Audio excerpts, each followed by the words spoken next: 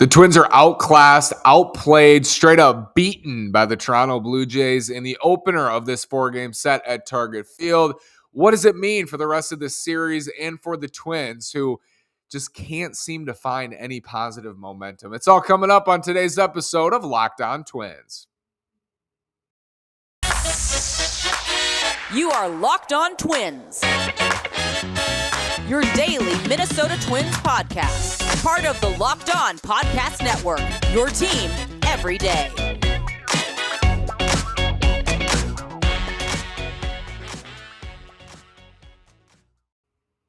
And welcome to the Locked On Minnesota Twins podcast. Today is Thursday, August 4th, and I'm your gracious host, Nash Walker. Thanks for making Locked On Twins your first listen every day on the Locked On Podcast Network, where it's your team every single day. Again, this is Nash Walker, Season 3 daily host of this podcast. Season 4, writing about the Twins at twinsdaily.com. I'm coming to you after a Twins loss. This is just beautiful timing.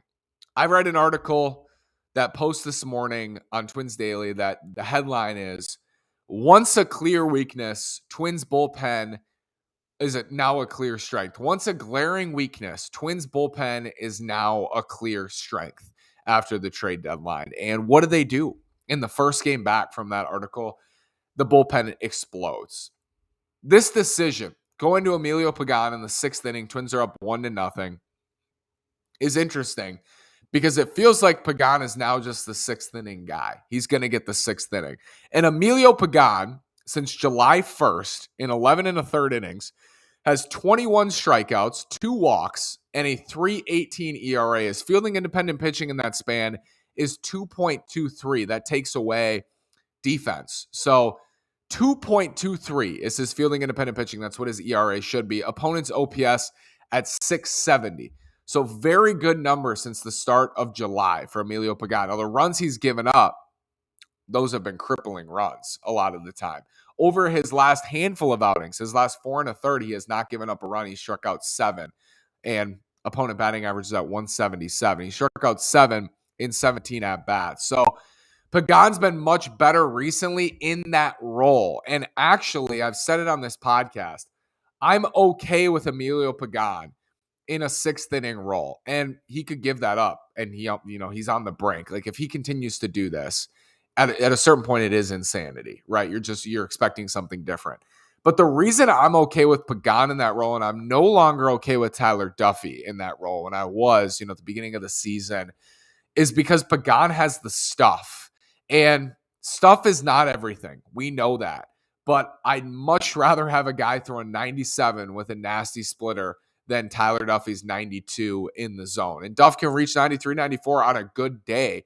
But Pagan is regularly 97, 98. He can reach 99 with the fastball. It's just about not missing middle. That's his problem. And the reason I'm okay with him in the 6 is because he does have upside. You look at his strikeout numbers this year, they're absurd. Emilio Pagan's strikeout numbers are absurd this year. I'm not sitting here and telling you that Pagan's been good. He's been really bad. I've sat here so frustrated after losses, after games Emilio Pagan blew. Very frustrated about these games. I'm not here to tell you I think he's a good reliever, a reliable reliever. I think that in the 6th inning, you can defend using Emilio Pagán in the 6th inning of games, because otherwise, why is he on the roster? It's a decision for the front office at that point to keep him on the roster. If you're not going to use him in the 6th inning, you refuse to use him unless the Twins are up by 8 runs, he shouldn't be on the team. Like, he should not be in the bullpen. So he is in the bullpen. He's been good since July 1st overall. Using him in the 6th inning, you can't every single night go Jax, Fulmer, Duran, Lopez. It's not tenable every single night for the Twins. They're going to need other guys to step up, and they're going to need to play better. Like, Pagan needs to pitch better, right? They need to perform better. The offense needs to perform better. Jose Miranda, injury scare tonight, gets hit in the wrist. Thank goodness it seems like he's okay, and they're going to see tomorrow on Miranda. But this team needs to play better. Like, they have the pieces in place now. And the whole narrative has changed for me, I think, because I think they had such a solid deadline. It wasn't perfect. They didn't fill every hole. They had a very solid deadline. The narrative has changed for me. It's no longer, this front office didn't do enough in the offseason. I mean, that's still true. That's part of a big reason why they don't have a huge lead in the division, because the front office didn't do a lot. But over the last 2 months, that's not going to be my reasoning anymore. My reasoning is going to be they're just not playing good enough. They have the pieces in place. They have enough talent in the bullpen, especially. They're lacking in the rotation a little bit, but they have enough to win a lot of games. They have enough talent in the rotation now with Tyler Mahle and Gray and Ryan to win enough games. And their lineup is very talented. We know that with Correa and Buxton and Arise and Polanco and Miranda now as a rookie.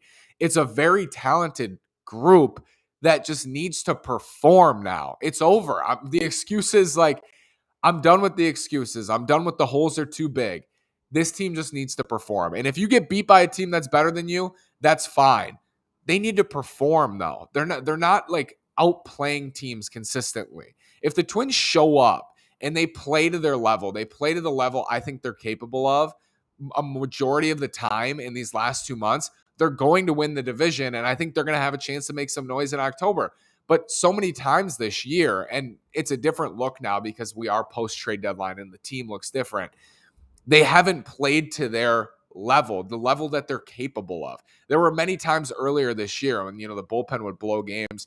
And I said the offense did what they needed to do. Like the offense came to play. They scored 6, 7, 8 runs, and the Twins still blew it because they don't have enough talent in their bullpen. That's not the case anymore. The offense, if they score 6, 7, 8 runs, I guarantee you the Twins will win more of those games in the second half because they have real good, high leverage, high upside relievers in their bullpen now, like to pair with Yohan Duran. Fulmer's very good. Jorge Lopez is an elite reliever, has been an elite reliever this year. Griffin Jax is good as a rookie. You have options back there enough where if the offense does their job and the staff gives you a chance like they did tonight, you should win a lot of those games. And it's frustrating. They're just not performing. They're not performing to that level. Is this just a case of the Twins not being good enough? Like, are they just not good enough to beat Toronto? Are they not good enough to beat the cream of the American League? I have the answer for you after this word from Blue Nile. Make your moment sparkle with jewelry from BlueNile.com. Blue Nile has simple online tools that let you choose the diamond shape, size, and clarity, as well as setting style. Blue Nile's bench jewelers will handcraft her perfect engagement ring. Each ring is one of a kind. Looking for fine jewelry but having trouble choosing? Blue Nile has jewelry experts on hand 24/7, available via phone or chat to help you find a memorable gift at every budget. Make your moment sparkle with jewelry from BlueNile.com. And going on now is the Blue Nile anniversary sale. Save up to 40% on classic fine jewelry pieces and 25% on engagement ring settings. Plus, every order is insured, ships free, and arrives in discreet packaging that won't give away what's inside. Shop stress-free and find your forever piece. Go to BlueNile.com today. Are the Jays just better than the Twins? Probably. If the Jays play well and the Twins play well, the Jays are going to win a lot of those games. But the Twins will have a chance, right? They'll have a chance. And this kind of exemplifies my point with the rest of the season and into October, hopefully, for the Twins. They have a lot of work to do before they get to October. But the whole point is, the narrative has been this team's not good enough to win in October. They're not good enough. And maybe that was the case before the deadline. My whole point was they're not good enough right now, but if they make the right moves at the deadline, they can be good enough to make some noise. And I think they got to that point. I think they are at a point now where with some relative health and with performance, they can be good enough where if you play your best baseball, you play very well, you play the best you can play, and you are matched up with the Toronto Blue Jays, and they don't play the best they can play. They play well. You're going to win that game now. But if before the Twins could have a great game, the lineup could score a bunch of runs, you get a good start from your starter, and the bullpen is still such a weakness that it's not tenable. They're going to blow that game. That's no longer the case. They're good enough where if they play to where they can play, if they play to their talent level, they can win these games. And tonight they didn't. They played tonight. They got a good start from Sonny. The offense had some chances. They didn't really come through. They got a couple runs. Miranda got hit, and that scored a run, and then he grounded out, and that scored a run. It wasn't good enough. That's just not good enough to win. And if they're going to play like this, they're not going to beat the Blue Jays. If they're going to play like this, like they're not going to beat the Yankees. They're not going to beat the Astros. They probably won't even beat the White Sox because all it takes is, a good team to play like a good team, and they're going to beat the Twins right now. And it's frustrating how this team has no positive momentum. Like you have a series win over Detroit. You have a great trade deadline, and it feels like an opportunity to then come out in game one and like really put together a good plan and try to win that game. And Manoah's tough. Like Alek Manoah is tough. But I would like to see some more consistency, like play well multiple days in a row, like for a week in a row, play really well. They haven't done that in so long. They won 14 of 17 games in April and leading into May, I believe was that time frame. They played well consistently for weeks. Like they pitched well. They had timely hitting. They beat teams. They limited runs. They prevented runs defensively. They scored when they needed to score. They played good baseball. And we just haven't seen that consistently. We'll see it on a Thursday, and then Friday they come out and they're okay, and then Saturday they're flat, and then Sunday they're good again, and then Monday it's way too up and down. There's been no consistency with them this year. And if they're not going to be consistently good, no, they're not on the same level as Toronto. They're not on the same level as New York. But I think the Twins can be in a spot where if they show up and they, get Kepler back, who I think will help the lineup a little bit, just lengthen it out. Hopefully Kirilloff at some point, but I'm not counting on that.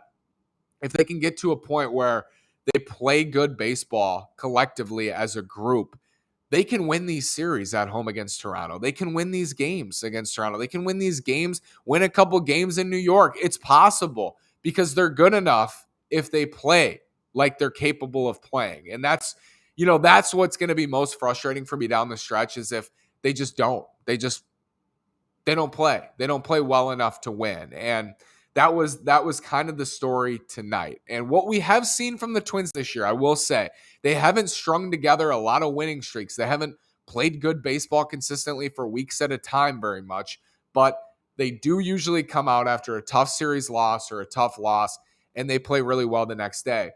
That would be great. Like, that starts with that. And then if we can get there, then we can start building, and you can start to build. And I always say build goods, build positives. One positive leads to another, then another, then another. All of a sudden you've won 5 out of 6 or 6 out of 7, and you're rolling. They need that. And I think they're good enough to do that. It's going to start with Tyler Mahle, Jose Barrios. What to expect in this matchup Friday night? This is a fun one. I'm super excited. I'm going to tell you what to expect after this word from Built Bar. If you haven't tried Built Bar Puffs yet, you are depriving yourself of one of life's greatest joys. And guess what? There's a new flavor. Ready? Delicious, indulgent cookie dough covered in chocolate. That's right.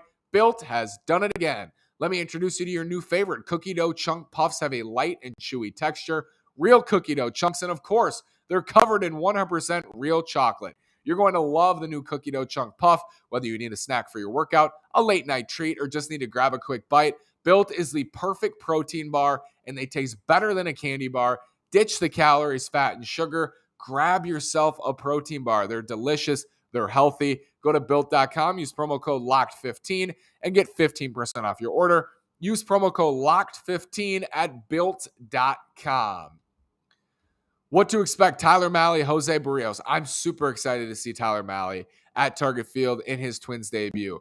I think Mahle, and I've talked about this extensively, not only at the deadline when they traded for him, but before, like when he was my number one target. There's a reason he was my number one target for the Twins on the starting pitching market, is because there is real upside here. And it would be so cool to see him go out there Friday night with a big crowd at Target Field and present himself and just say I'm here, basically, with his performance. And, I think Tyler Mahle has the potential to really bolster this rotation in the second half. And I don't want to put too much pressure on him. He's got a 4.40 ERA this year, but he's way better than that ERA. He's been very good recently. You look at Mahle recently, he's been really good. I'm going to pull up the numbers really quick to kind of exemplify where he's at. But I think he has a chance to really, really help this rotation and be, a good pairing with Sonny Gray like he was in Cincinnati. And with Joe Ryan as a 3, that's really solid. In his last 57 and a third, Tyler Mahle has a 2.83 ERA. Opponents are hitting 2.12 with a 272 on base percentage, and they're slugging 361.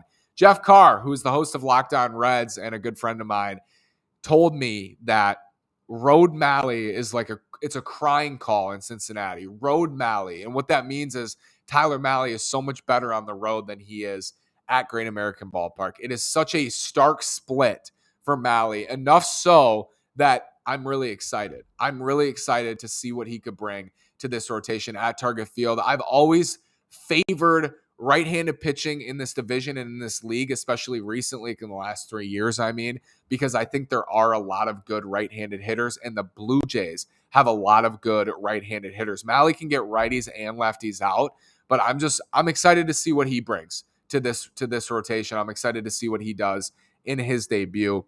And you look at his away splits since 2020.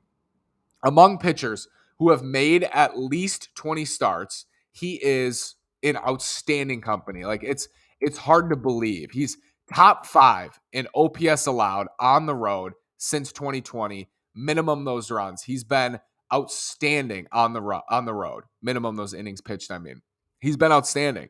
And I think this is not in no disrespect to the Cardinals, Jose Quintana was great tonight, but this is not a Quintana situation where, yes, he's been great this year, but you don't really feel like there's anything left in the tank, and he's a rental. I think most of the appeal in Tyler Malley is not who he is now, which I think he's a good pitcher now, but a lot of the appeal for me is who I think he can be and who I think he can represent in this rotation, which is a frontline starter. I think he can be that. From 2020 to 2022, minimum 20 games started. Here's road OPS allowed. This is on the road, and this is a large enough sample. Like Malley has 156 and 2/3 innings on the road. Road OPS, Corbin Burns, 512. He leads baseball. He won the Cy Young Award last year, for those who didn't know. Clayton Kershaw is second at 559. Max Scherzer is third at 588. Framber Valdez of the Astros, the great young starter, the lefty who shut down the Twins in the 2020 Wild Card Series at Target Field, is fourth at 590. And fifth is Tyler Malley at 595. Burns, Kershaw, Scherzer, Valdez, Malley for best road opponent's OPS since 2020. That's what I think he's capable of right there. That's what I think he's capable of, is a very, very good starter. And I'm excited to see him in his debut. I'm excited to see what he brings. It would be great to see him just kind of set the tone in his first start as a Twin. Jose Barrios on the hill, back to Target Field. I was there last year in September when Barrios faced the Twins. Byron Buxton hit a home run to center off him. I was with my little nanny kids. Super fun to see Buck go yard. I remember my youngest nanny kid was like, why is Byron Buxton leaving? Why is he leaving this winter? Because at that time I was saying like, oh, the Twins might trade Buxton. He's only got a year left. They lost, 89 games, and I don't know if they're going to want to extend him. They're probably going to trade him. And he was like, why? He loves Byron Buxton. Buxton hits a homer and they extend Buck in the offseason. So that worked out really well.